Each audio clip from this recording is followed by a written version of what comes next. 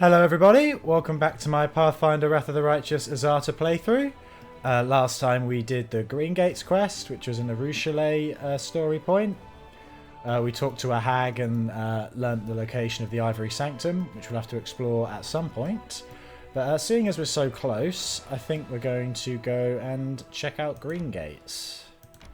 Seeing as it's... not Green Gates, sorry, the Molten Scar. We're at Green Gates. Yeah, enter.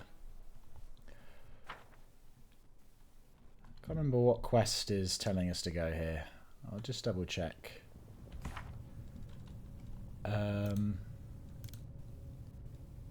Okay, so it's attack out of nowhere. The commander must conduct reconnaissance to find out how the demons are moving their forces into Crusader territory without attracting attention. Cool. Okay. Everybody still has mage armor. And freedom of movement. Nice.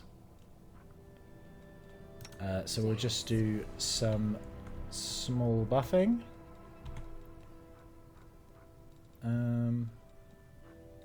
Oh, I didn't rest, did I? Okay. Maybe should have rested. That's fine. Just do a little bit.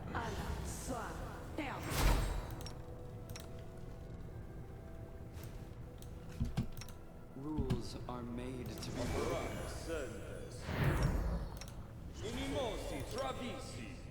Just make sure everybody's got a little something going on. Angelic Aspect, Archon's Aura. Fine. We can always rest here if we need to.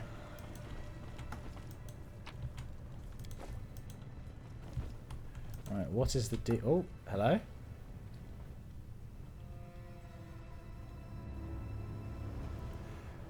Feathered beasts, I'll choke all of you. Get your talon... Oh, get your talons off me. I thought it was the vrok that was talking. Yalketh Kiana Ravuk. Oh, they're doing experiments here, are they? Thomas, what have they done to you? You monsters, beasts! Oh, they're turning people into demons. Okay. Now get the second one over here.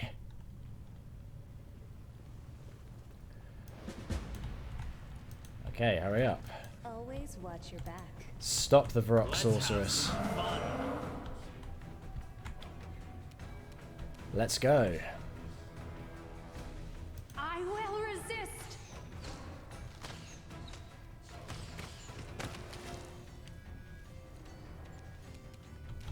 Okay. Woljif, give yourself mirror image. It's a shame your mutagen wore out, but there you go. That's what I get for not paying attention to rests. Okay, Nest, you move up here and then give yourself blur.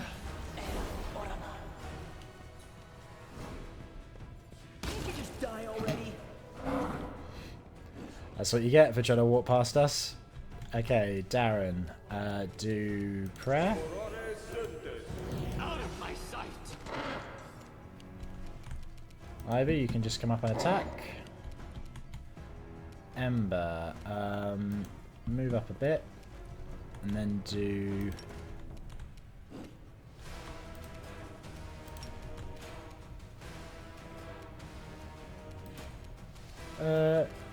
let's do...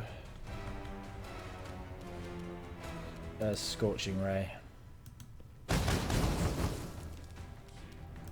Or 2 Scorching Rays.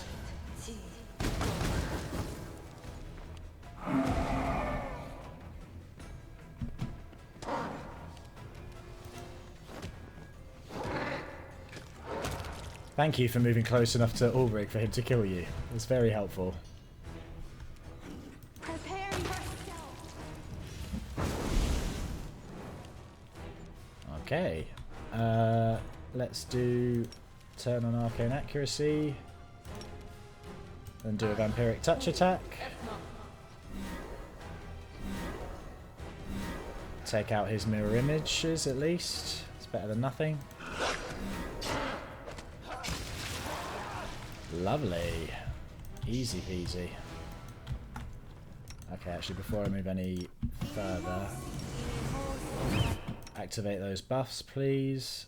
Woolgif, do Fox's Cunning on Nest. And Shield. Might as well give it to a couple people, yourself included. Give yourself false life. I don't think we'll have too much trouble dealing with this, but... Vorimirak. A large vrok looks at you, craning her disgusting bald neck. Her piercing screech sounds menacing. Why are you here? Do you want to become demons too? Vroks will transform you right away. Who are you? The vrok sticks her chest out and spreads her massive black wings. Vorimirak, wise vrok, magical vrok, snatcher of pathetic humans, maker of demons. Other vroks said Vorimirak was dumb. Leave, chickenhead, they said. And Vorimirak became the student of wise Azata the Plagued One, and now making demons out of humans. Who is dumb now? Drops of saliva fly out of the animal's beak, carrying the stench of death. Ew, nasty demon. Ew, I don't even want to fight it. Can I sit this one out? If I get angry and bite it in a temper, I'll be so disgusted I'll never be able to eat anything ever again. Long have philosophers wrestled with the question of what makes us superior to demons. We too are susceptible to evil. We are smaller, we are weaker, and so on and so forth. Yet when I look upon this creature, I can categorically declare that we mortals are superior to demons, because we do not look like tattered scarecrows. What are you doing here? Unblinking bird eyes stare at you. Vorimirak is making an army. She sends her flock to get humans, silly crusaders at night.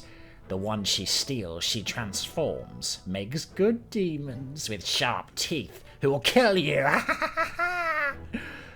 The vrok bursts into shameless screeching laughter as she looks at her deformed prisoners.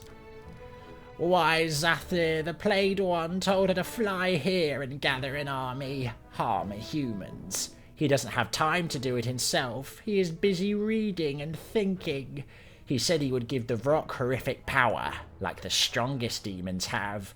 Why, Xanthir, the Plagued One, knows the secret. How to pour more power into demons. When he rewards the vrok, she will tear off the heads of everyone who banished Vorimirak. And the others she will hunt you from the sky. And with the others she will hunt you from the skies. Pathetic humans. Where did you learn how to turn humans into demons? The vrok shows you her wrinkled red fist. A piece of paper is clenched within it, smeared with soot and blood. Old knowledge. The wise vrok read it and did it. Woolgif. The savvy tiefling has serious doubts that the vrok has ever read anything in her entire life. The savvy tiefling thinks that the wise vrok is telling fibs.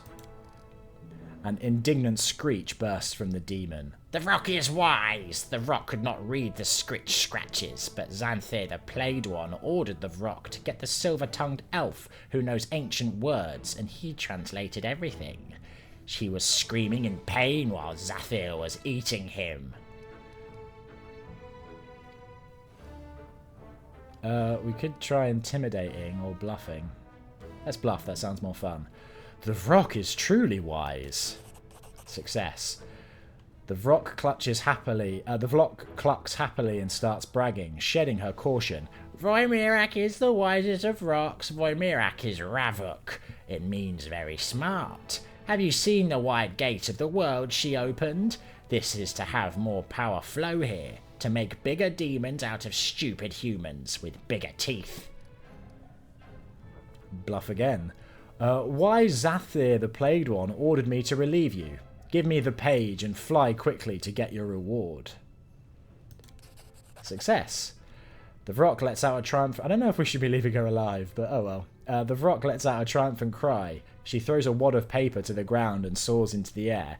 For Mirak will be the strongest, the most dangerous, the most deadly. Fear me, servant of wise Zathir the Plagued One. When you meet the vrok again, you will crawl upon your stomach before her. A spiteful tone emerges in the vrok's voice. Then again, a vrok doesn't like humans. Flock, make her toothy and fly after me. I don't. Well, to be fair, we might see her again, but she also might be punished when. Oh. Oh, these are crusaders. For the commander, for her court, for the free crusaders, kill the beasts. Die, cursed demons. Hey, members of our court showed up. Nice. Have they done the job for us?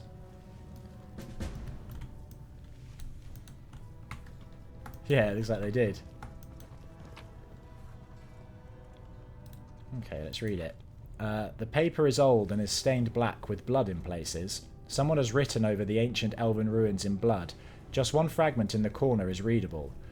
Not a portal, but a soft spot in the space of the world. Many gods and demons have the power to open such a rift, but doing this will not be to their liking, so they will leave the request unanswered. Therefore, one should pronounce the word vrok when creating such a rift. It is an ancient and mighty word of power that belongs to a language now forgotten. This word means no name. Mages of the past often wove it into the texts of their incantations to shelter themselves from the anger of those forces disturbed by rights against nature. Okay. Oh, we can reinvigorate the land here too. Halfling warrior. You are surrounded by halfling warriors, worshipper of Caldera Zazaristan, aggressively brandishing their weapons. Hail, Commander! And hail to you too, Dragon! Fancy meeting you in this nest of demons, eh? What are you doing here? What do you mean? We're free crusaders here. We brought all of our kind from the court, anyone who can fight. We're going on raids, taking on demons, helping armies from Dresden where we can. Lots to be getting on with, so much to do, but we'll manage it, don't you worry. Thanks for your help, I'll be going now. Have a lovely day then, and call into the court more often. You're sorely missed. Good job. Oh, we can reinvigorate the land here too. I don't know how much plant growth can happen in a volcano, but we'll see. I guess a fair bit. You think the lava would immediately burn this out, wouldn't you? A little oasis. Oh, Jana. We should have come here with Seela. This was one of Seela's friends who did a runner when we were cornered by demons on her character quest. Woolard. Woolard, the crusader in front of you, looks terrible. His skin is charred and cracked, oozing blood. Horrible claws are growing from under his nails, tearing them from the fingers, and barely controlled madness is flickering in his eyes. The wheezing coming from the knight's bloodied throat is like the growl of an animal. Help! In the name of all the gods! Who are you? Gathering all his strength, the knight gives a short, clipped reply, reporting as he's been trained to do. Crusaders! Abducted during an exploratory mission. I'm Woolard and this is Thomas. The knight nods at his friend. The latter cannot speak. His pointed teeth are growing without stopping, and they have pierced through his lower jaw, sealing his mouth shut. He is moaning something furiously, his bloodshot eyes rolling wildly. Do you know anything about the girl in the other cage? No, they brought her in after. She could barely stand, she was weak from exhaustion. Looked like she hadn't eaten in days. The vroks tossed her in that cell and haven't touched her since. She hasn't talked to us either. How did you get here? The flame of fury is raging in the Crusader's eyes. We were exploring the gorge on Anevia's orders and we ran into them. Vroks attacked us, beat us up and dragged here. We thought they wanted to eat us. Oh gods, it would be better if they had. Now I know for sure that these vroks are my least favourite demons. Foul, wicked vroks. Yeah, we'll do the good option. What they did to you is horrible. The knight stops. A soft, unpleasant sound is heard amidst the silence, the grinding of the Crusader's horrific teeth. Finally, the knight chokes out a response. We have families, Commander. Save us. What do they do to you? We were put through some horrifying ritual. Maybe that's how Arilu tormented her test subjects. The pain is unbearable, Commander. Like being dipped in boiling water and then dragged over a grater. I saw the abyss. It lunged at me like a wild beast, pouring its vile poison into me. It entered my bones, turned them into molten metal. The Vroks said I would be their soldier. Thomas and I are far from the first ones they've done this to. I think they make a kind of tunnel through to their cruel world, and the filth gushes in from there. They pump it into us and make us fight for their side.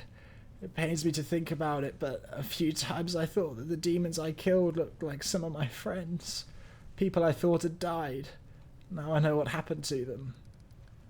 Well, what should we do with you now? Help us, or kill us. But don't abandon us like this. This pain is unbearable. It's taking over my mind. I'm afraid I will kill someone. Maybe the clerics can cure us? Arushale, look at me, warrior. I know what you are feeling. I also sense that beast in my soul. I hear its raging howls, but I fight it. Every day, every moment. You are not doomed. You have been marked by the abyss, but it is not a death sentence. I am living proof of that. The Crusader presses his fist to his chest. Yes, the beast inside. How do you resist it? How do you suppress this rage? Well, so there's an Aeon and a demon path that we can't do. Go to my camp. If the clerics don't cure you, they will at least take care of you. A bloody tear runs down the knight's cheek. His hoarse voice is trembling. Thank you for not turning your back on us, for not abandoning us. With your permission, Thomas and I will search the vicinity. Now that the Vroks have been ousted, we need to gather their poor victims. They need help too. Well, I hope they can be helped. Jana. Jana Aldori. The girl raises her eyes to you. She is deathly pale, either from exhaustion or terror. You don't know. Hi, Commander. It's you. How did you wind up here? I got lost. I lost my way when I ran. I walked and walked with no food, and then the Vroks came and... She shudders and peers around with haunted eyes. Did they perform the ritual on you? The one they did on the 2 captured crusaders? Not before you got here, but they said I'd be next, and I couldn't do anything. I just had to watch and wait. I guess if we had Seela here, there'd be a lot more kind of character stuff going on with her. We'll try talking to her when we get back. So what am I supposed to do with you now? She gathers her remaining scraps of strength and takes a deep breath. I know you're angry with me because I ran. I left you in the middle of a fight against the demons. I deserted my duty, but it was my first real battle against actual demons. I'm not going to send her to prison or kill her. Open the cage. It's all in the past. You can go back to your people, Jana. Yes.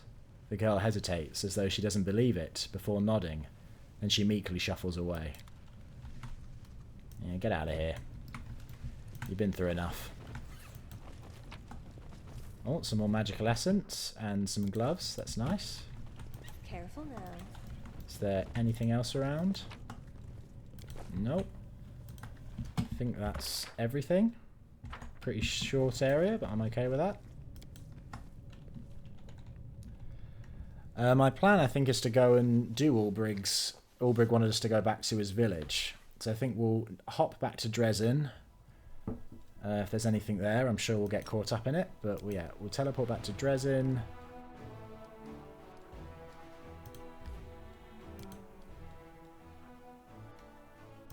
Let's go into the Citadel. Oh, I think we have a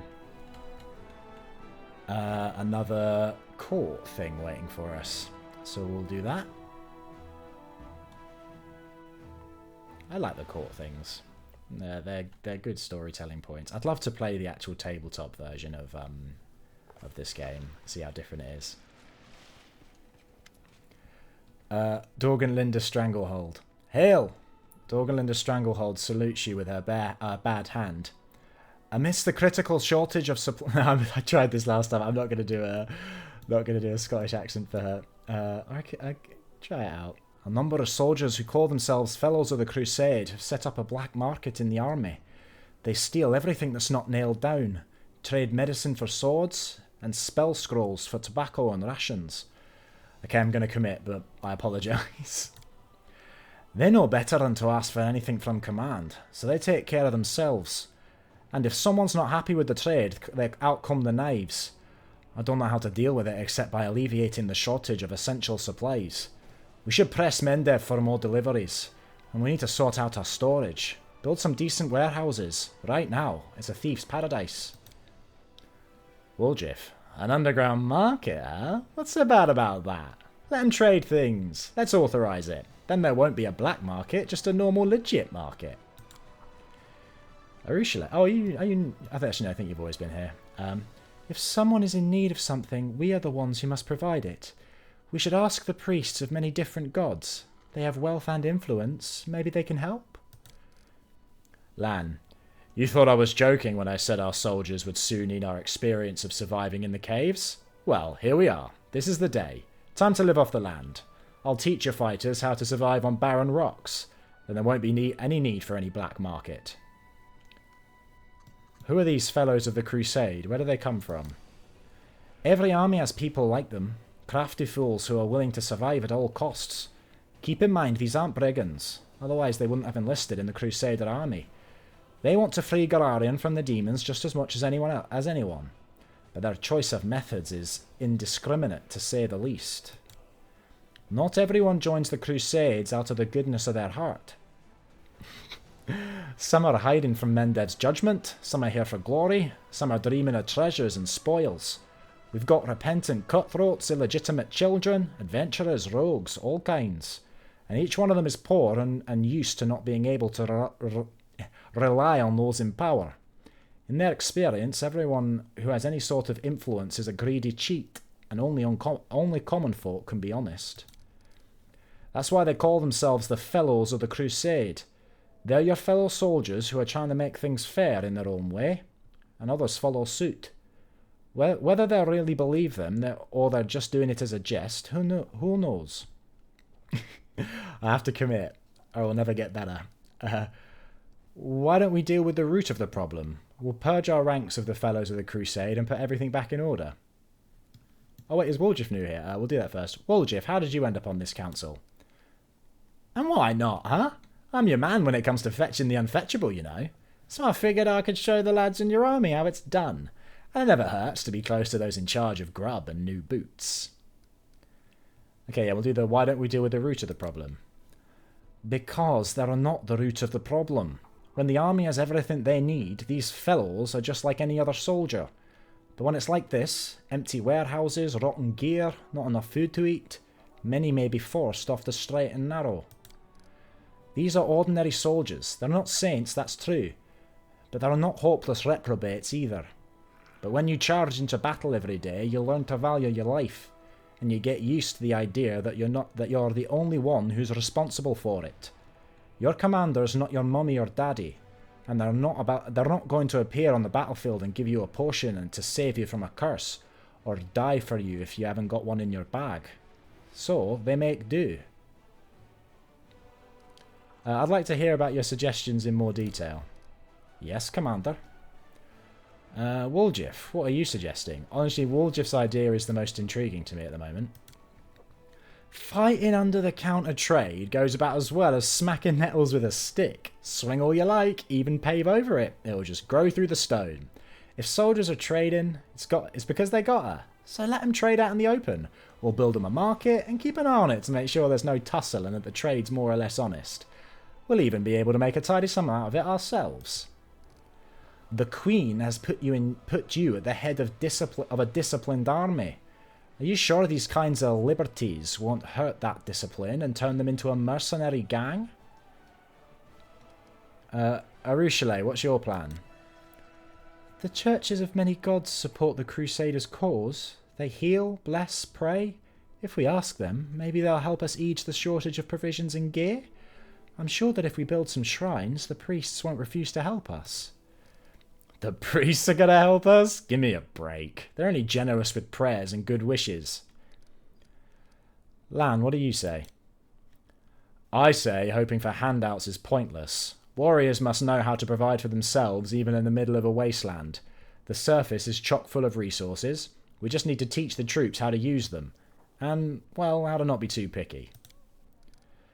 But we're not alone. The crusaders have supporters all over Golarion.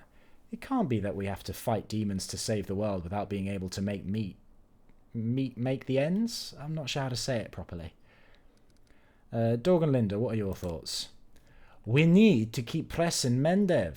Double or triple our efforts if we have to. Until they finally get proper supply chains up and running. Let the Queen come up with a new tax. Or make the aristocrats pay up. Or go into debt. That's not our problem. Nerosian sends us here to win a war. So let's make them take care of our needs. Honestly, at this point our soldiers don't even have a clean shirt to die in with some dignity if they fall. She frowns. Although, I'm familiar with those misers from the treasury. It's like getting blood out from a stone. Mendev's already up to its neck in debts. You can't keep shaking an empty mug. You can keep shaking an empty mug, but you'll never get more than 3 drops. Still hoping for handouts. We need to face it already. We're on our own here. So we have to survive however we can. That purple moss that grows on rocks? Pretty edible. I've checked. Everything is clear. So, what's our course of action? I like... market increases finance points income by 20 and material points by 1. Only 1 market can be built in each fort. Oh, so that's a new building we can make. Yeah, I'm not bothered. I don't want to appeal to the priests, honestly. Salvage a post, increase material and energy points income by 1. A warehouse increases finance point income by 100 if it is built next to an inn. Material points income... Oh, that requires a lot of thought about where I'm building stuff. We'll go Woolgif. Woolgif, we'll build a market and allow the soldiers to trade supplies. That's the wisest solution right there. That market will fix everything on its own. When there's trade, there's gold and life. Thank you for making the call, Commander. I'll report all further developments directly to you. If we run into anything else that requires your attention, I will immediately convene the council. Oh, that accent was all over the place. My apologies. I had to commit. Let's just have a quick look at the crusade, see if there's any events or anything.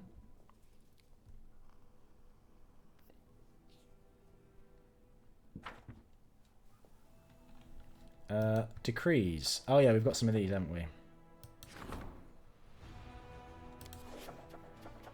Well, let's do the hunt for the kidnappers. Because I feel like that might be a event thing. And it's relatively short. Yeah, I wish these relic ones weren't all diplomacy. Because it just means that you... I mean, you're maybe not meant to do all of them, but... It's a bit irritating. Especially as we've got nothing going on in military reform or anything else.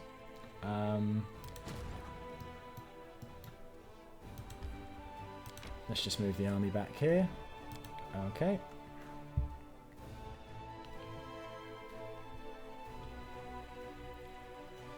I'm going to rest here. Nip back to our... now that we've got some junk, I'll try out the... what was that? That looked like a bit of an over-the-top effect. Oh, we need to report to Irabeth as well, don't we? I found out how the demons snuck up on us. It won't happen again. Irabeth nods grimly. I've been told. You protected us from surprise attacks and saved the poor fellows who were maimed by demonic rituals. Those poor lads. What have they become? I hope the clerics will be able to heal them, or at least ease their suffering. Thank you, Irabeth. And Evia, you got anything more to say? Ivy, what about you? Nope. Okay, I'm going to do a rest here. Just to see if it triggers anything in the court. And then I will go out into the streets. Oh, I still need to buy a new scroll scribbing kit, don't I? Just do another... Doing Sea Invisibility Communal. That is quite useful.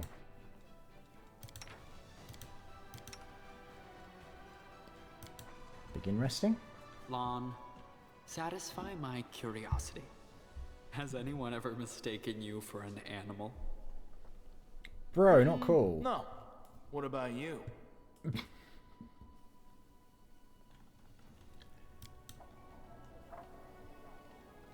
Darren's just sassy because we rejected him.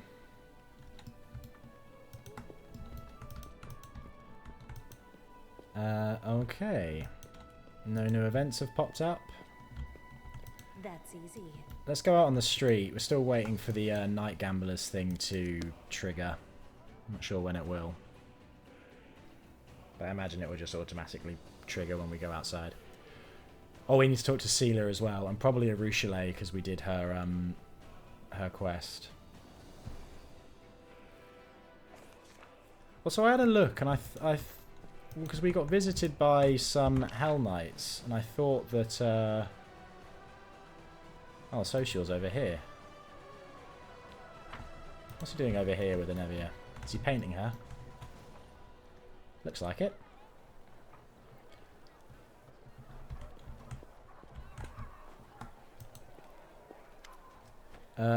In Social's drawing, Anevia is wearing a sundress and standing on a riverbank. There are flowers in her hair and a dreamy smile on her face. So weird. I don't remember the last time I wore a dress. Anevia pulls at the leather strap of her armour musingly. I'd like to, again, later, when the war is over. I think it will suit you. Thank you. Anevia smiles. For a moment her face is as carefree as in the picture. Social, I need to talk to you. Yes, Anevia, if you'll excuse me. Can I keep the drawing? Of course, Commander. Oh, there's something we didn't ask. We'll ask him about this. You fought in more than a few battles. What does your faith in Shailene mean to you now? In times of peace, the goddess is the embodiment of everything good in the world. Beauty, wisdom, happiness. After a day spent working, covered in sweat, with dirty hands and a sore back, I'd come to the temple and melt in the glimmer of stained glass and the sounds of music. It's as if I departed the regular world and went up to the celestials. But here, in the war, in this meat grinder among the demons, filth and death, here I know the true meaning of serving Shailene. She is not something higher than that surpasses common people in their everyday life. She is that life. You see, true beauty is not in statues and paintings, but in dignity, in what allows us to keep looking like people, and not turn into animals or imps. I once thought that Shaylin's domain was churches and museums, and that the world without her was colourless humdrum life. But in truth, peaceful everyday life is beautiful, if you spend it among decent people. And a world without beauty? It's not routine, it's living hell. Without Shailin, all of Golarion would look like the World Wound. Thank you for telling me. Thank you for talking to me. Precisely. Right, let's go find... Selena's down there. Darren's there. I think it's just... yeah, well, they're both down here, conveniently. So we'll go and talk to them.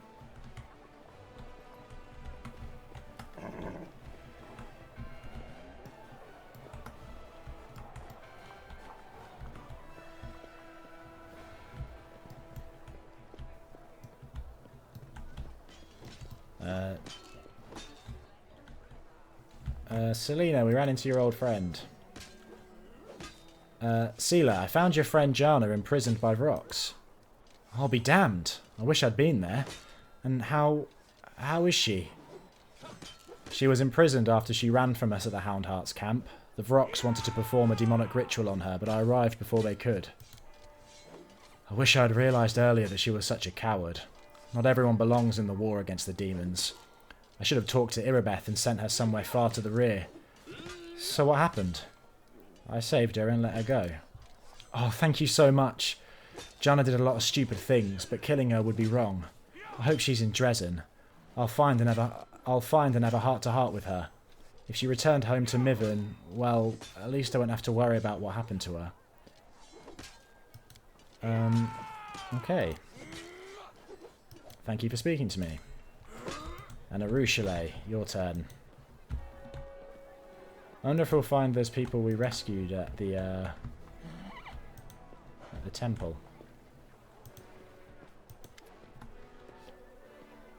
Drawing her ruby eyes away from the passers-by, Arushale looks at you. It's good that you're here. Shall we be silent together? Do you like silence? I used to talk a lot before, and all of it was a lie. My words ruined so much. I like silence more now.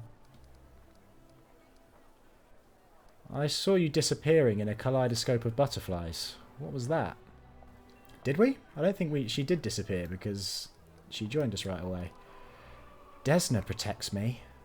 Whenever something threatens my life, she teleports me away from the danger. I guess the goddess does not want me to die before I fully redeem myself. I do not deserve her kindness. I don't remember that happening.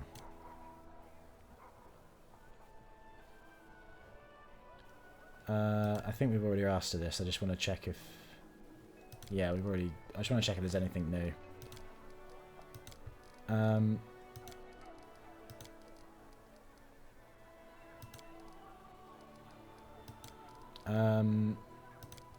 No information.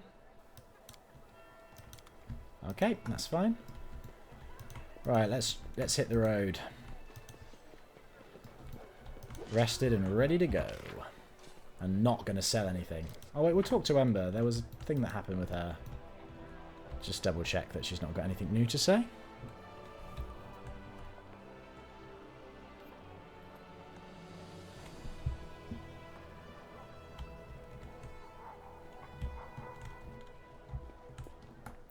Oh, you still got a crowd of onlookers.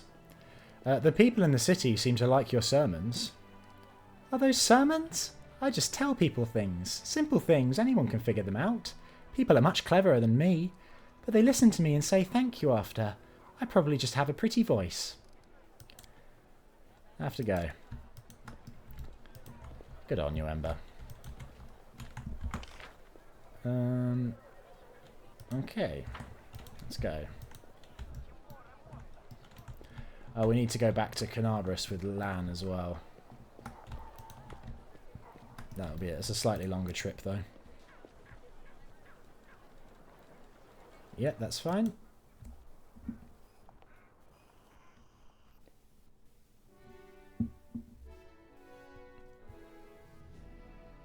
Well, I have a suspicion that the reason why there hasn't been any change in the buried stuff so far is that you're not meant to use potions, which annoys me because it shouldn't put potions on the list of things you can use then. But they did specify it should be useless things, so I guess it's my fault. Right, there's one down here.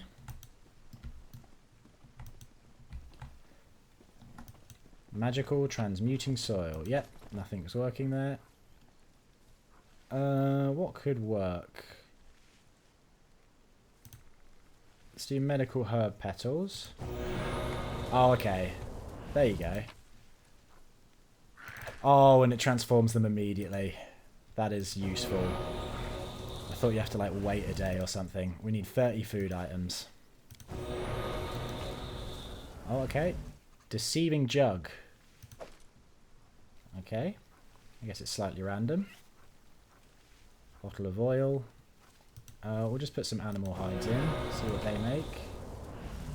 More edible thingamajigs. Shiny thingamabob. Fine feather.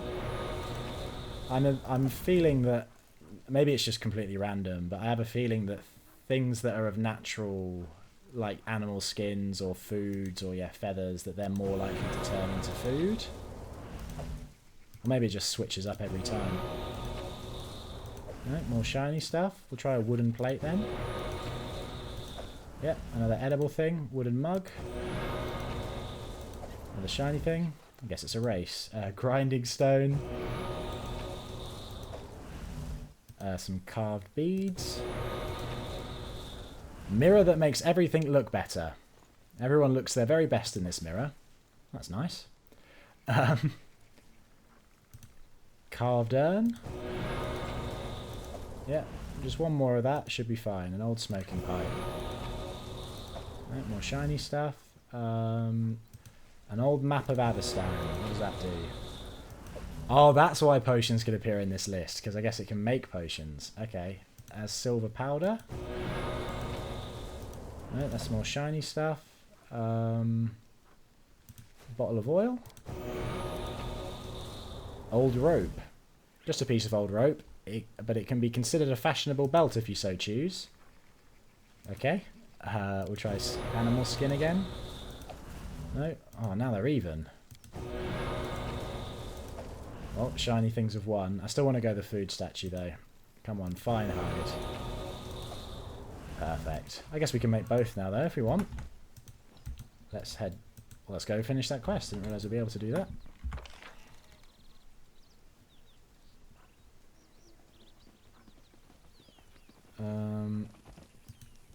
It's up here, isn't it?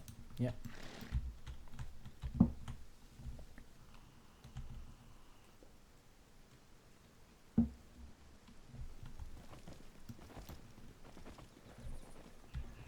I don't really see the point of having 3 spots to bury in then if you don't actually have to wait, but oh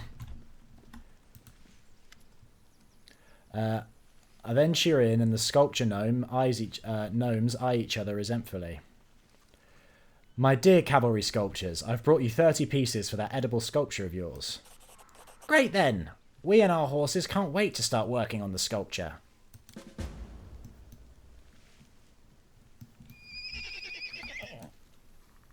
You can make yours too, we do have the stuff. Are you mad at us? Do you not want to talk to us? I guess not. Okay. We'll talk later.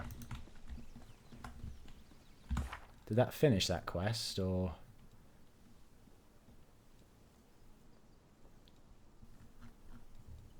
Okay, no, I guess it says it's finished. Maybe we just have to wait a bit for them to actually do it.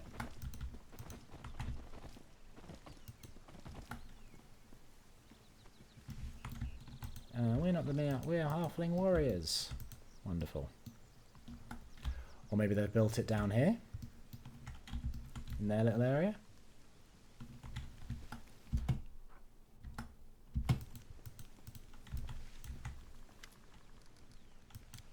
Okay, nothing new to say there. Let's just go check their area, see if we're missing something.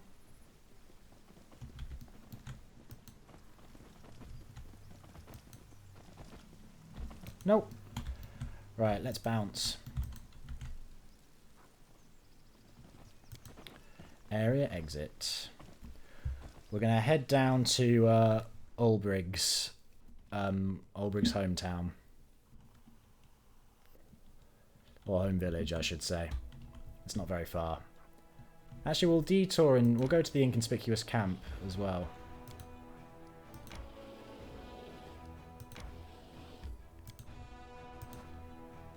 Got some more movement. I'm going to let more of this recharge. Why not? We're not in any massive rush.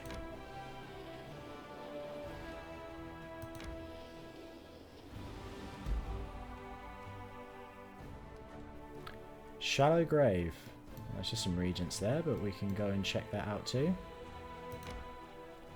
Yeah, we'll rest. We can't make any more midnight soup. Let's go back to Moss Pottage. Let's make a Godspeed salad. Give ourselves a bonus to speed, why not? Begin resting. You said your name was Arushale, is that right? There, I've written it on my amulet. Now your bewitchery is no threat to me. An amulet like that, unfortunately, won't be of any help. But I wasn't planning on bewitching you in any case. Ulbrig will never trust her. I'm surprised he trusts us, given he hates anything arcane and we're a magic user. Oh, there's someone on the road. Okay. Is it just going to be enemies, or is this going to be a thing?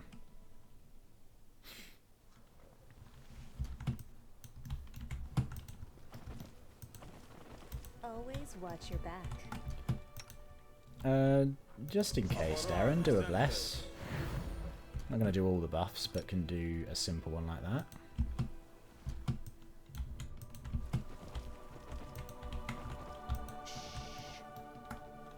Hello?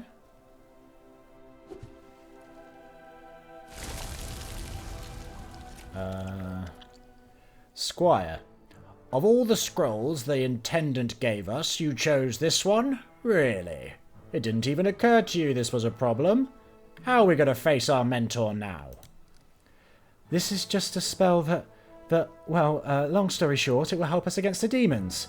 We still want to be saved from the demons, don't we? The young man, who stands staring at something squirming in the centre of the meadow, turns his gaze to you. Oh! It seems like we've got reinforcements. And it's the commander, no less. Who are you? The young man salutes you hastily. We are crusaders, Commander. The squires of Sir Alfred, Commander. He will be here shortly once he finishes inspecting the positions. We are preparing for battle. What happened to you? We are escorting rescued prisoners to Canabris, after we heroically liberated them. The young man beams with pride. But there's an issue. Those from whom they were rescued now pursue us, so our leader and mentor, the noble Sir Alfred, decided to take a defensive position and fight. And we tried to get ready for battle. The young man looks hesitantly at the squirming plants. Yeah, what is that? This is a cluster of flexible, elongated, pulsating objects. These are the sprouts of plants whose behaviour seems highly uncharacteristic for plants. You can call it a demon trap. Yes, definitely. It's a demon trap. They only look like ropes that are wider at the base and narrower at the ends and suddenly gain the ability to move. You're trying to say, like, tentacles? We don't use words like this here. Like pollen. Yes, right. The plant shoots are full of pollen. You two are weird. So where is your leader?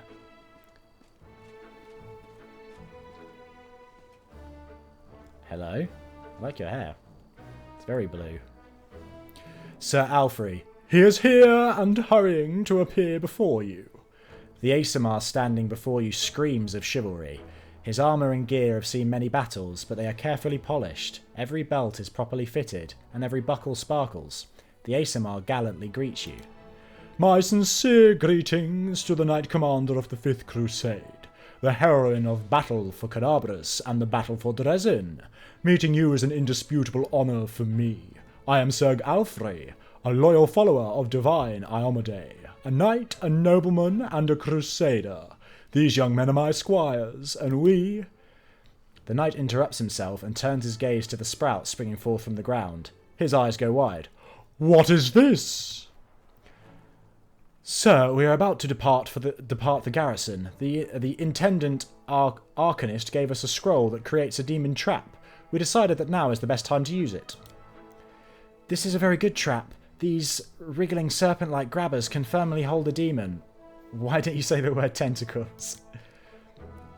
Exactly. These rope-like moving sprouting pseudopods have the optimal shape to grab and immobilize a demon. Let's play along. Or why don't you just... Yeah, these bendable, sinuous sprouts will surely help fight demons. The squire... Is it something that... Does Sir Alfred not like the word tentacles or something? The squire looks at you in silent gratitude and utters a sigh of relief.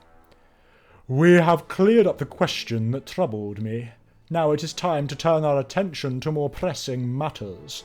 Tell me, my squires, did you brief the commander and outline the gravity of our situation? Yes or no? I don't remember. I think something was said about a very, very nasty demon. The knight sighs. I beg your pardon and ask you not to judge these young men harshly. They cannot be blamed for a lack of diligence. They are just young.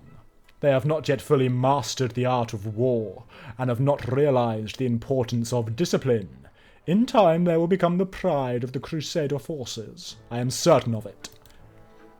The squire smiles as he listens to the knight's words. The second squire proudly thrusts out his chest as he discreetly tries to wipe a clump of mud off his armour. I'll brief you myself, Commander. A monster really is pursuing us, but it is not a demon. It is something even more heinous and unnatural, a demodand. The assessment of it is a very, very nasty creature is accurate. My squires and I raided its lair and liberated several prisoners this thing was going to drag to the abyss. But now the monster is coming after us. I estimate it will be here in half an hour. We plan to fight. I'll be happy to help you. This is wonderful, Commander. It will be an honor to fight side by side. Please prepare yourself, for a very, very nasty Dimmadand will soon be here. It'd be nice if that preparation could include doing some buffs, but okay. Let's see this very, very nasty Dimmadand. Very nasty Dimmadand. The creature that appears before you looks alien and disgusting even to those accustomed to the abominations of the world wound. Very, very nasty is a fitting description. Its flesh seems to boil and melt, and long dark growths constantly shift and stretch along its flesh. The Dimmadand stares at Sir Alfrey.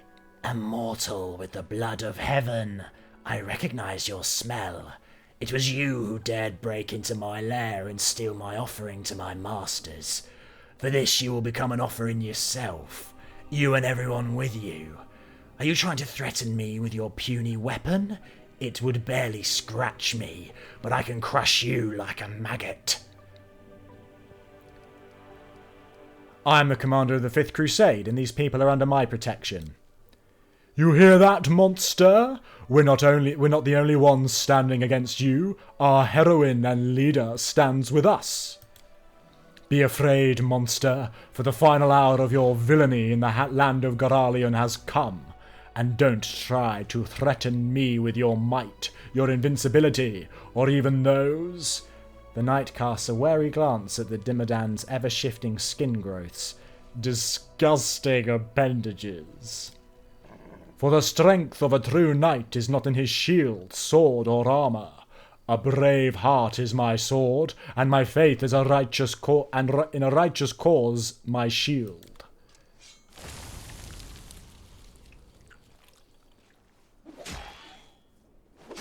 Yeah, whack him. Although you might be a bit silly running up ahead of everyone else. Don't die. Survive. Okay, we've got one turn to try and kill the very nasty Dimmadand. Because it will definitely kill him next turn.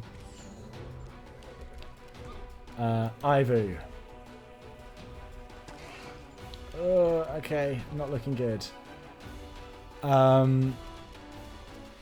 mean, we could try gambling. Surrender or else. It's not immune to mind affecting. I don't think there's anything Ember can do other than... Okay, do a quickened Scorching Ray. And then now try Phantasmal Killer. Nope. Oh, come on, Sir Alfrey.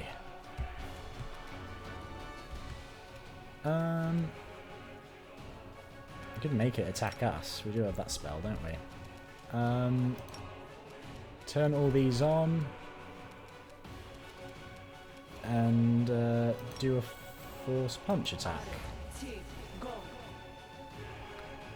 Hopefully this will do. There you go, that's what we like to see. Finish it, Ulbrig. Lovely. Kept Sir Alfrey alive. Sir Alfrey catches a breath, looking around the battlefield. Oh, I thank you for your help, Commander. And I thank you even more for the great tact and care you've shown. I noticed that you played along with the squires and didn't mention a certain word. A word that causes me great discomfort.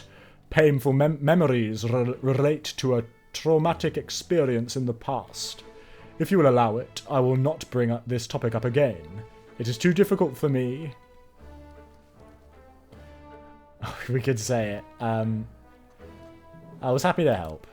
My gratitude has no bounds. Thank you. Before you move on and do the great things that lay ahead of you, allow me to present you with a small gift. A humble knight, no matter how noble, could hardly possess something that would surprise you. but let this gift serve as a memento of our encounter. Thank you. That will be a great sell. Cover me, all right? Oh, yeah, we can turn that off.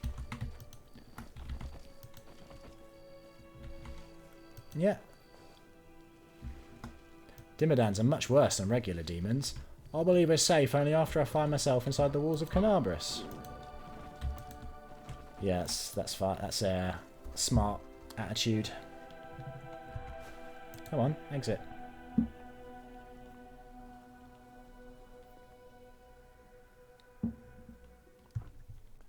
Right, let's go visit the inconspicuous camp again. I want to talk to our kobold friend, whose name I can't remember. I think I can remember his voice, though. It was something like this, wasn't it? Maybe with a bit more of a snarl. Crinnock, hello. Crinnock greets you with a reserved gesture and asks you in a confidential whisper, Do you believe that kobolds possess a sixth sense? Let's say I do. Inhaling loudly through his nostrils, Crinnock nods. That's good, because I have a highly developed sixth sense, and I sense big trouble ahead. Stay alert. With age, I've learned to discern all shades of impending trouble, and now it smells like the worst kind of calamity. An unexpected one. You know, it's like waking up in your house, going into your basement and finding a demon sitting there. That's unexpected, right? It's hard to decide what to do in a situation like that. You, for instance. What would you do? Do you realise your question sounds like it has a double meaning? Yeah, last time you talked about what would you do if you find a traitor, and there was a traitor. Crinnock stares at you astounded. Do you really suspect that a question about a demon in a basement could have a double meaning? No matter how I try, I can't read any other meaning into it.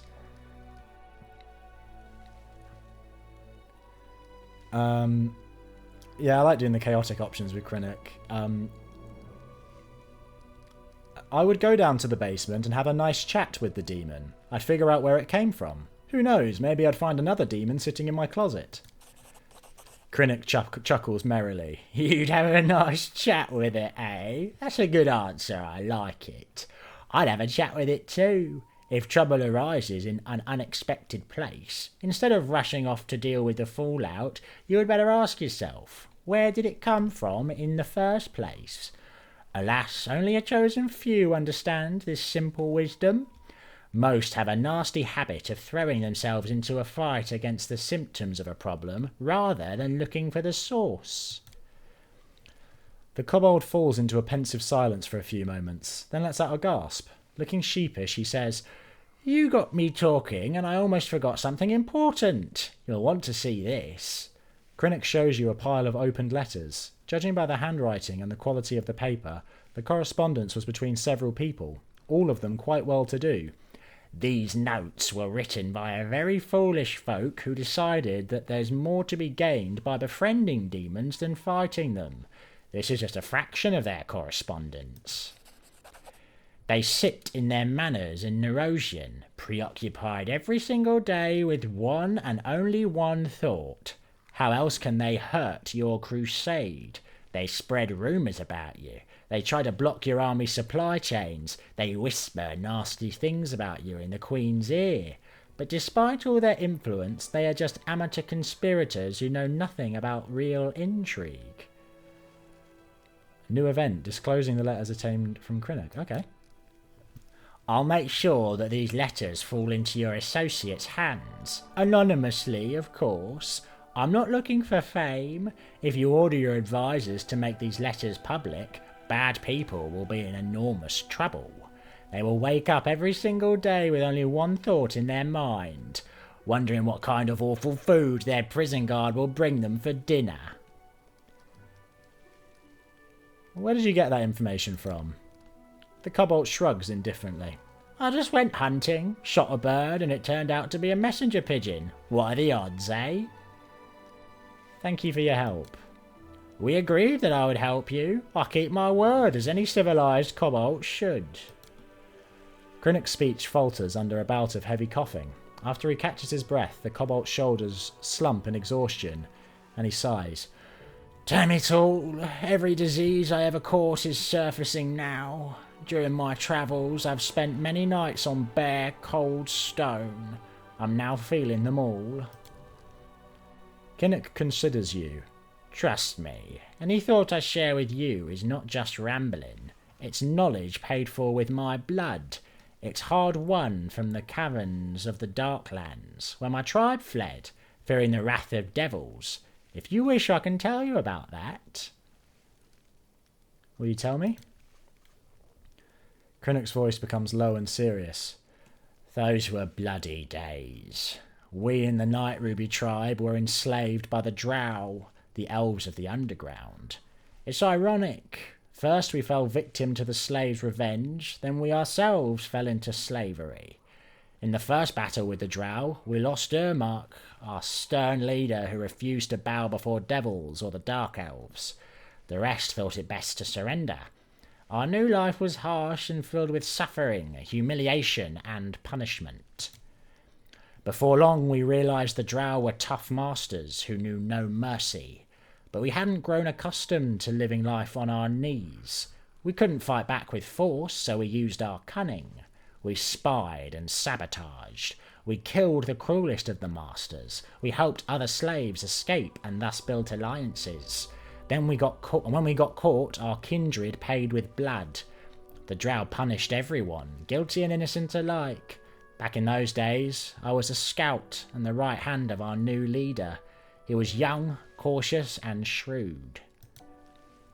But our struggles lasted years, with many of our kin accepting their new fate and resigning themselves to being slaves.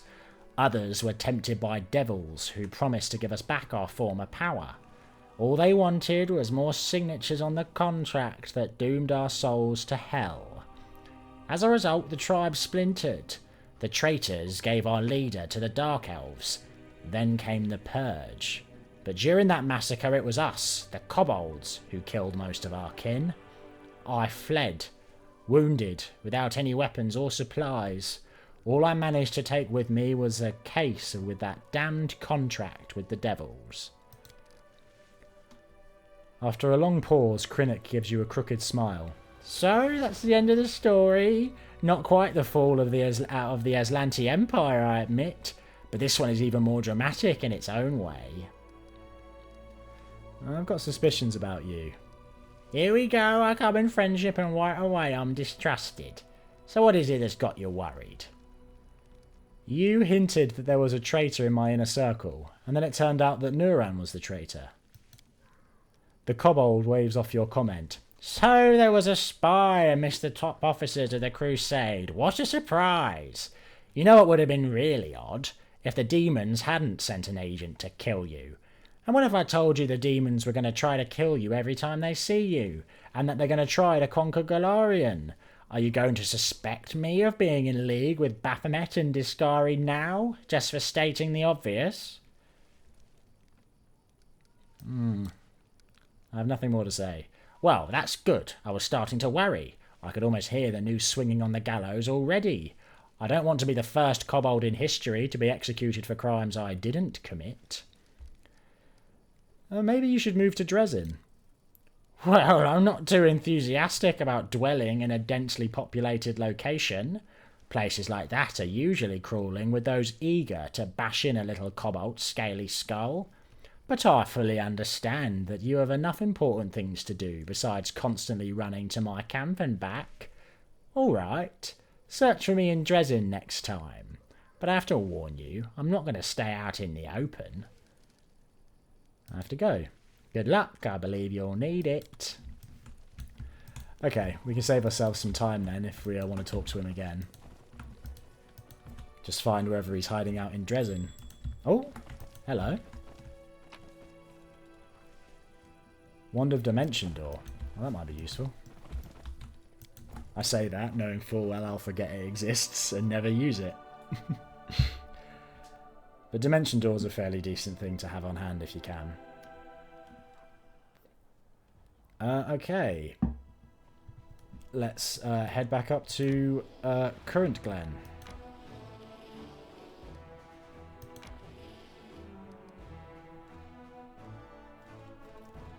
nest is fatigued. No, let's go to the shallow grave first, just so we can trigger the rest. Get the regents. Yep, rest. Godspeed salad is fine again. Pearls of wisdom from Brother Woljif. When you're on a job, don't go wearing a big sweeping cloak. When you're sneaking about the house, you'll knock over every trinket like an idiot. You sound like Edna from The Incredibles. Knockapes. Right, current Glen. We already cleared this location. So I'm wondering if there will be enemies here. I'll still take some precautions. We'll make things right. What did I get rid of over here? It's empty spaces. Must have got rid of something.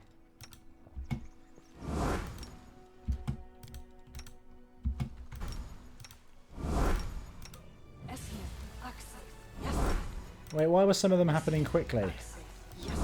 Oh, it's... Well, I wasted that. It's because I had the lesson quicken meta magic rod on. I have to remember to turn that on and off when I need it. Okay, heroism.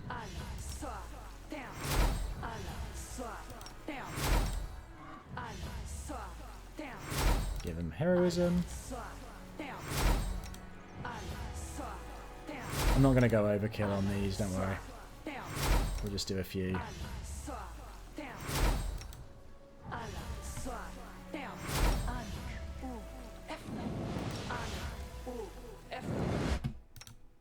The waiting's never fun. We'll hold off on Bark Skin for now. Just do Bless and Crusader's Edge.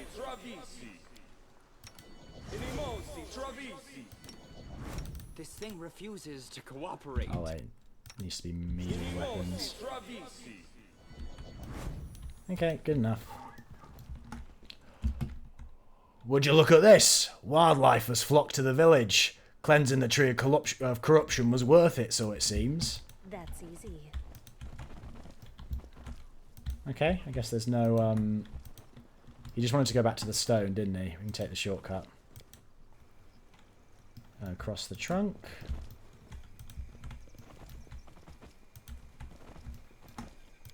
Don't even try not answering me. If you fail me, you tricksy lump of rock, I swear on Pelura's backside, I'll crush you into rubble with my bare hands. Ulbrig glowers at the stone as if it's his sworn enemy. That's right, show it no mercy. I'll give you a hand. Hear that? Show me up a second time, and there won't be a third. Ulbrig eyes the stone threateningly. What are you hoping to hear? I don't know.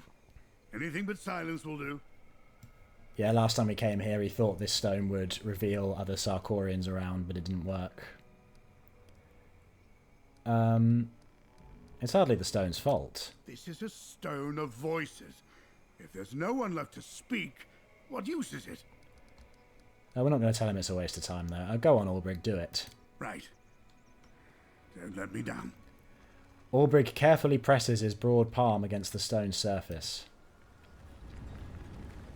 Darren, you're sort of in the way, mate. Oh.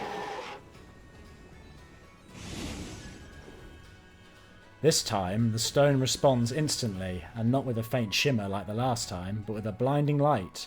You can make out a winged figure with a radiant glow. Yes! I knew it! I knew it! Ulbrig's deep laughter turns into a war cry. You got an answer? Not in words, but words are not needed here. What was that griffin? It was a manifestation of my god. The first I've seen since I woke up in this mad world of yours. My god is alive, don't you see? And that means part of Sarkorian still lives as well. Where does the portal lead? I have no idea, but I'll find out very soon. Well, are you coming with me? Of course, let's go. Go, you say. Let's run, say I. Let's fly.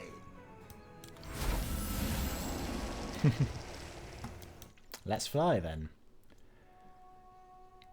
You can tell that Ulbrig's the DLC companion because he gets like cutscenes in his quest, whereas Ember just does speeches in the square. Okay, where are we then?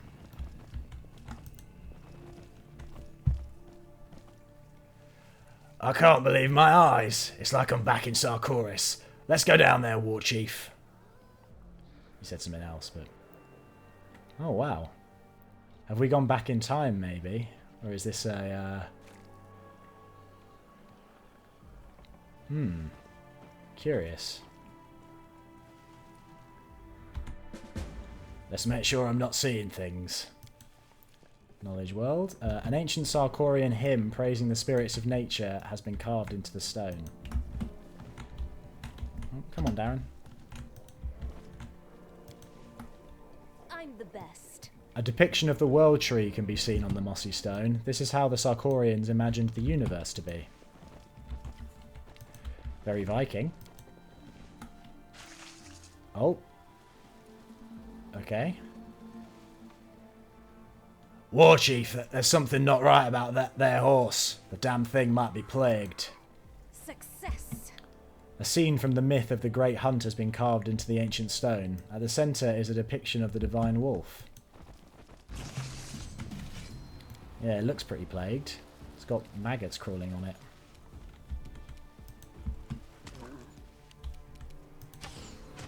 Try and kill it before it can give us any diseases.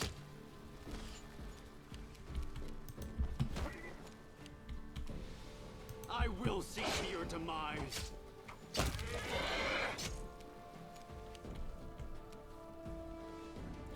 Decrepit Boga Swarm. Boga Swarm. Cover Nasty. me. Examining the carcass after the battle makes it clear that the horse was not plagued at all. It looks very strange though, as if it had perished long ago and some kind of parasite took over its dead body. Oh, is that what this village is? Are they all being controlled by parasites? Precisely. Oh, Ulbrig, this might not be the best news that you're gonna get here. Although the people didn't look maggot ridden.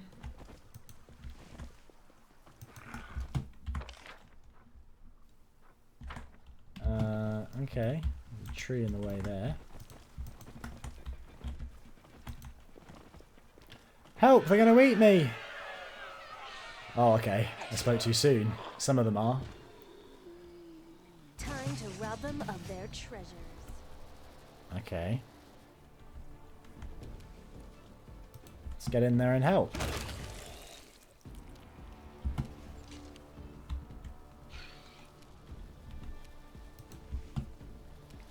Go here, activate that.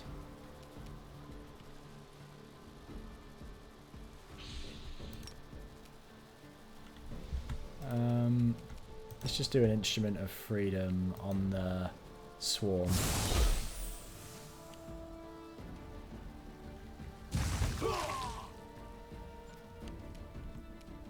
Okay, Amber, you move up. Do a fire attack. Cool, cool. Oh, okay. Woljif's not looking good. He's sickened, is that? Nauseated. Okay.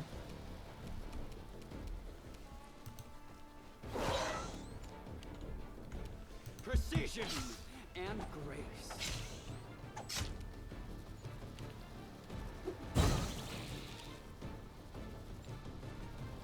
Sigvorn. Okay, we've got some named people. Desna, guide my hand.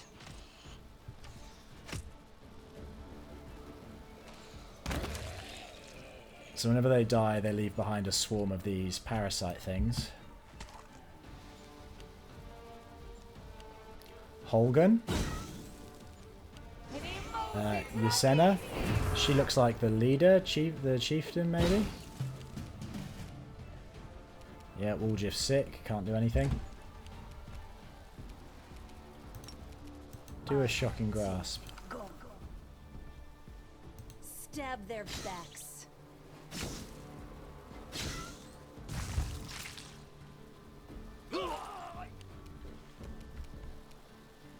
Okay, Ember, do another scorching ray on these ones.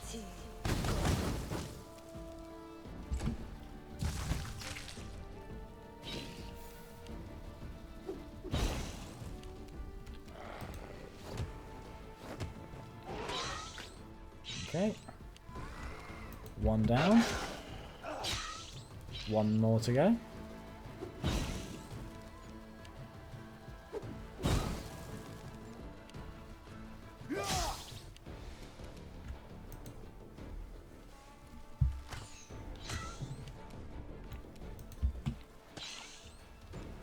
Okay, their turn. They like alchemist fire, don't they? That seems to do terrible damage. Now you just chill out, Woljif. I'll loot your corpse.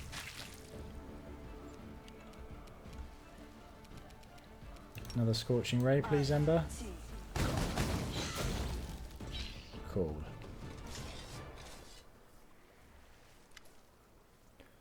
Oh, she's even got a portrait. Okay. Yasena. I told you no mages. The young woman shakes a lock of dark hair out of her face and casts a look of frustration at the big man in worn Numerian armour. She is breathing heavily after the battle. Oh, they've both got portraits. Sigvorn. Come now, Yasa. The warrior wipes the sweat from his brow with his broad hand and shakes his head. There is no irritation in his calm voice, only weariness. I received reports about the hunger that moves at the south gate. I had no time to stop and think. Well, make sure you do next time. Ugh, the stench of sorcery. She makes a show of wafting away the air in front of her face. I can hardly hear Serena through it. The goddess is displeased. Well, I'm sorry, Izza. Next time before I ride off, I'll have a good old think first, and I'll just let the demons run amok in Gudrun. The big man shrugs. And forgive me for stinking. Come the next bathing day, I'll make sure to scrub my armour. Yasena, her expression turns pained and she raises her narrow hand sharply in the air. Enough! Talking to you is impossible. You're behaving like a barbarian, and in front of our visitors too. Her amber eyes lose some of their frostiness as she surveys your party. I'm sorry you had to witness that. Someone may have forgotten how to act like a chieftain, but I still remember the laws of hospitality. Welcome to Gudrun, travellers. Serena promised to lead you here, and here you are. The warrior casts an appraising glance at you. So you're them then? The outlanders from those hazy prophecies. If you come in peace, then you are well met. And welcome home. She smiles at Ulbrig. You were expecting us? She was expecting you. The man in the Numerian armour casts a sidelong look at his companion. We both were. She glares back at the warrior, but a smile quickly returns to her face. The great Serena caught the scent of one of your party during the heavenly hunt. Many nights passed. It was you. Her gaze fixes on Ulbrig. The moment you awoke, Serena knew. Oh, the spirit of old Sarkorian is strong in you. I can sense it now, too. Serena, you say? Never heard of that goddess, but that's no surprise to me. We've got a lot of them. Trailing off, Ulbrig strokes his beard. We had a lot of them, I should say, in the old days. It doesn't matter you don't know our goddess. What matters is she knows you. Can't argue with that. And if she knows me, maybe she knows my god as well. How did I wrong her Aravar? Why won't he answer me? Serena knows all. She will most certainly help you. Who are you? The woman proudly steps forward, partially blocking the warrior. I am Yasena, the shaman of this tribe, guardian of our traditions, spiritual mother, and conduit of the will of the last goddess of Sarkorian. The man politely ducks his head. And I'm Sigvorn, the chieftain of this place. More like a headman. Sarkorian chieftains don't rub elbows with mages, and they don't wear Numerian metal on their chest. The shaman points a delicate finger at Sigvorn's armour. For the first time, a shadow of irritation passes over the man's face. No, I am the chieftain, yes sir. I've been protecting this town with a weapon in my hand for gone on 10 years already. And I'm gonna keep doing it, even if you think everything I do, every breath I take, even the way I scratch my ass is wrong. Even if our ancestors spit on me from the skies above, I'm gonna keep doing it. She exhales heavily. We are the leaders of this town. We are the last inhabited lands of old Sarkoris, and we take pains to preserve our heritage. It's painful, all right, like preserving a boot that's lost its pair, Sigvard mutters. And what about you, strangers? Aren't you going to introduce yourselves? My name is Nest. The rest isn't important. I'm not going to introduce ourselves officially, I don't think.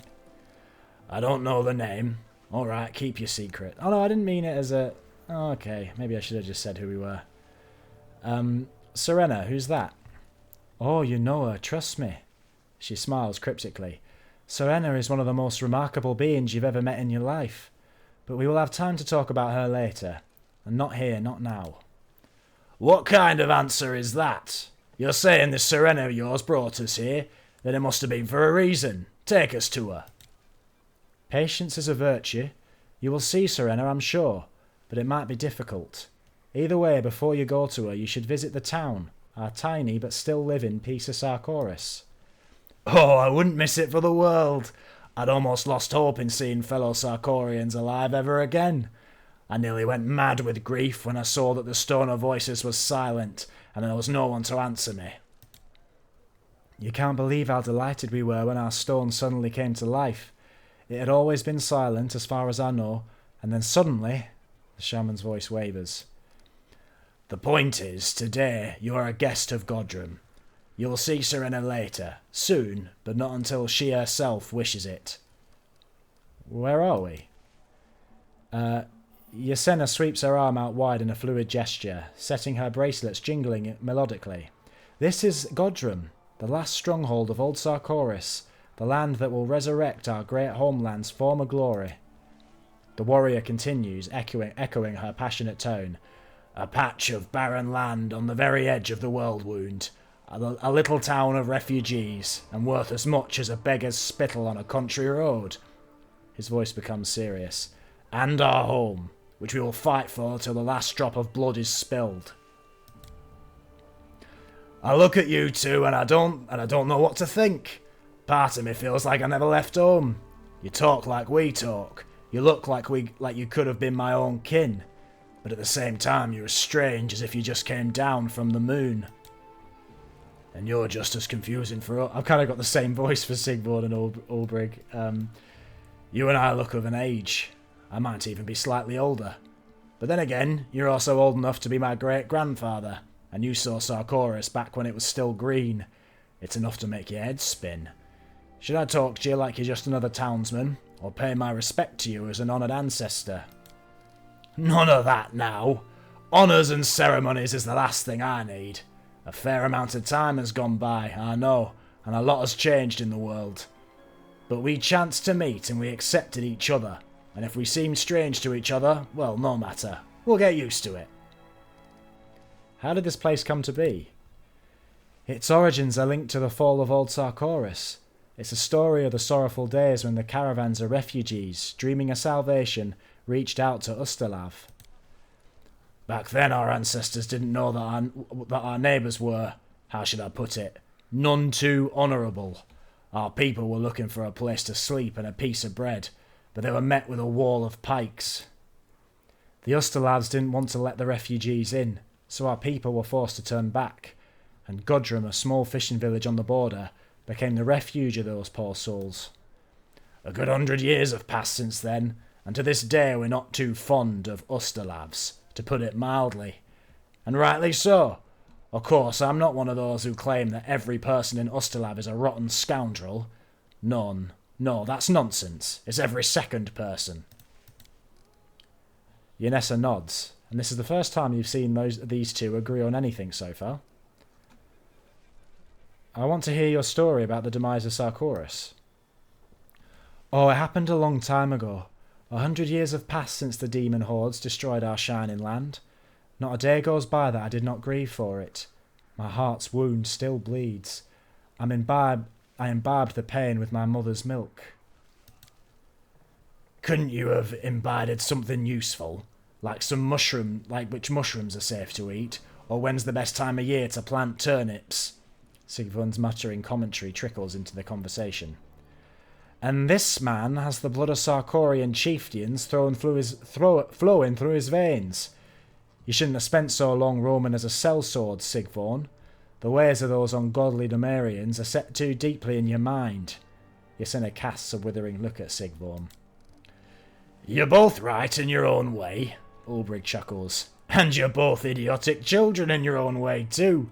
You're arguing and needling each other just like we did in my clan. Can you finish the story about Sarkorian? Right, Sarkorian. Sarkorian should have endured for thousands of years, but it fell in a single night. It must have been the will of the gods. Sarkorian fell in a single night because it turned a blind eye to the cult of Discari for too long, and the will of the gods had nothing to do with it. It was the will of Arilu Vorlesh. Devious scum! Ulbrig spits on the ground. Ysena's face twists with resentment. That name. I don't want to hear it. May it sink into oblivion. After that one, how could anyone trust a mage?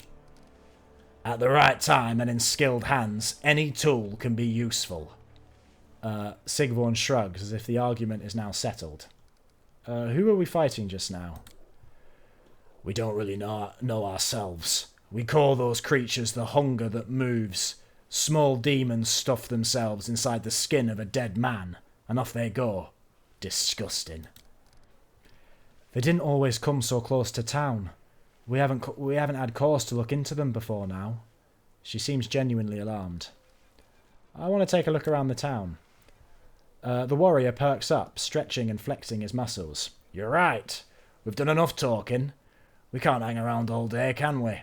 Yes, sir, you stay here if you want, but I've got a trade council soon. Sigvorn offers a nod of farewell and strides off, his troop following behind him. Wow. A thriving Sarkorian village. I see you can't wait to get a look at our town. But give me just a few more minutes. There's something you must know without delay. You have appeared on our doorstep at a very difficult time. An unknown sickness has swept through our town in recent days, and Sigvin has quarantined Gudrun's right bank. I want to heal the sickness using the power of the Great Serena, but Sigvorn won't even let me near the afflicted. He packed them all into one building and put a guard on the door. He sent off for a healer from Numeria, and now he's just waiting for them to arrive, but will the sick last that long? If only someone could convince that bull-headed man to let me help. But it's not just that. There's no way to reach the other bank now. I trust you will find a solution. I'll see you later at Wolfsholm. Our conversation is still to come. Oh, my accent was a bit all over the place there. It's alright. Okay, let's look around. Always watch your back.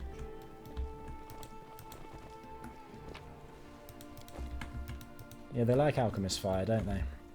Don't know why. Something about this place feels too good to be true. But we'll see how it is. We can't talk to the civilians, it seems. Normally they have something to say.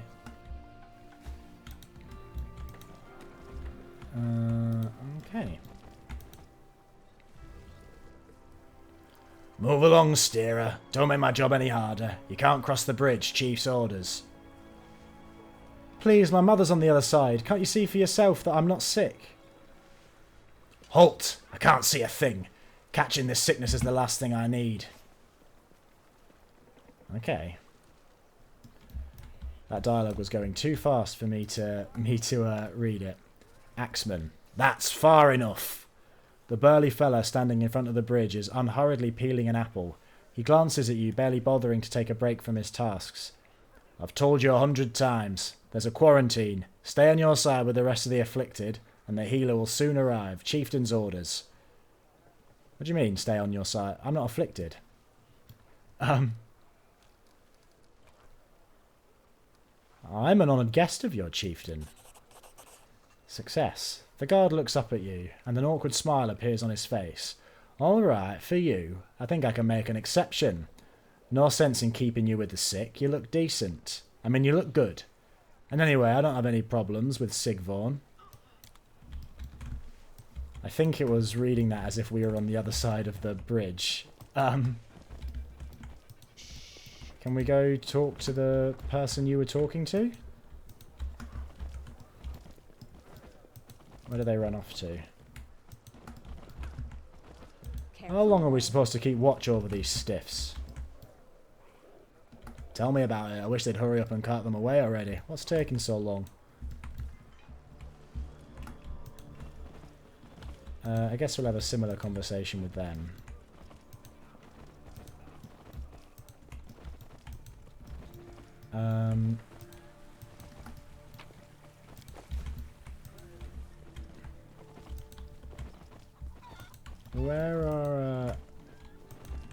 Where's the person that we just saw? There's someone called Rowan there. Oh, good gods and spirits, if my dear mother Soana is alive, guard her against harm. Rid her of her foolish stubbornness and help reunite our family. Success. Examine the altar. The idol dedicated to the tribe's ancestors stares down at you in harsh benevolence, radiating tranquility and sanctity. As long as it stands here, the townsfolk need not fear the corruption of the abyss. I guess that means we can rest here without without abyssal corruption rising. That's nice to know. I'm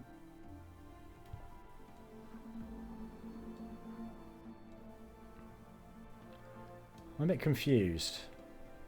The guy was talking like this is the okay.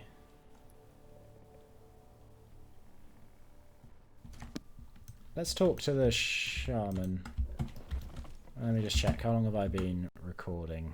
Oh, okay. Tell you what, we're gonna leave it there for today.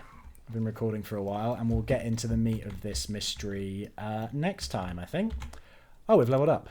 I didn't even notice that. I'll do that next time as well. But cool, thank you for watching. If you enjoyed this series, you can subscribe. I'm going to be posting stuff daily. And yeah, leave a like or a comment if you're feeling generous. But yeah, thank you for watching. Bye.